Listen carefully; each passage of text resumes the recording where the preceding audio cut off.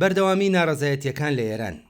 ژمارەیەک لە خانەنشینانی مخابرات لە شارەکانی تاران، هەمەدان، سنا، تەورێس، بیجار، مەریوان و بەندەر عەباس بەشێک لە کرێکارانی کۆمپانیای هەڵکردنی بیری نەوت لە ئاهواز، گروپێک لە پەرستاران و ستافی نەخۆشخانەی مەردانی یازەر لە تەورێس، ژمارەیەک لە خاوەن ناوەندەکانی چاودێری و تواناسازی کەمەندامان لە تاران و هەندێک لە هێزەکانی بەڵێندەری پەیوەندیەکانی خوراسانی ڕەزەوی بۆ سێهەم ڕۆژی بەردەوام ڕۆژی دووشەممە 20 مانگی ڕەشەمە بەڕێخستنی کۆبوونەوەی ناڕەزایەتی داوای چارەسەرکردنی داواکاریەکانیان کرد.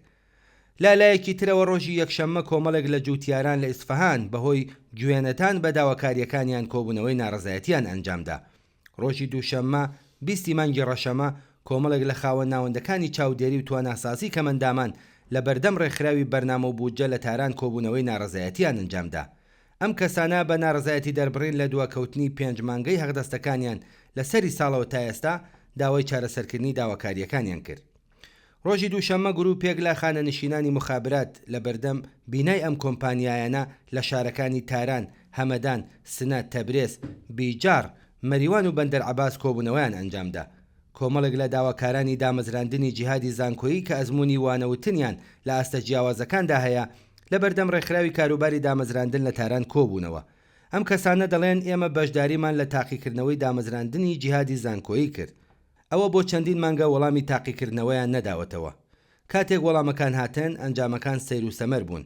بڕیار بوو 19,000 کەسدا بمەزرێن بەڵام لە کۆتاییدا تەنها 10,000 کەسیان وەرگرت.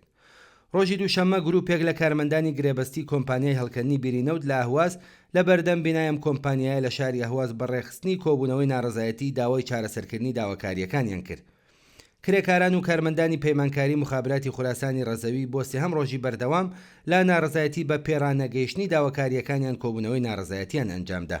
ژمارەیەک لە پەرستاران و ستافی چارەسەری نەخۆشخانەی مەردانی یازەر لە تەورێس ڕۆژی دووشەممە کۆبوونەوەیان ئەنجامدا. ئەم پەرستارانە با کۆبوونەوەی لەم نەخۆشخانەیە و دروشمی ناڕەزایەتی داوای چارەسەرکردنی نەدانی هەغدەستەکان، کارانە، زیدەکاری و دۆخی گوزەران و پیشەیی خۆیان کرد.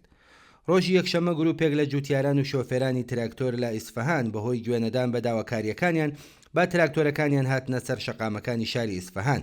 ئەم جووتیارانە پێشتریش چەندین جار ناڕەزایەتیان لە وەرنەگرتنی مافی ئاوی یاسایی خۆیان دەربڕیوە و بەردەوام داوای چارەسەرکردنی کێشەکانیان دەکەن.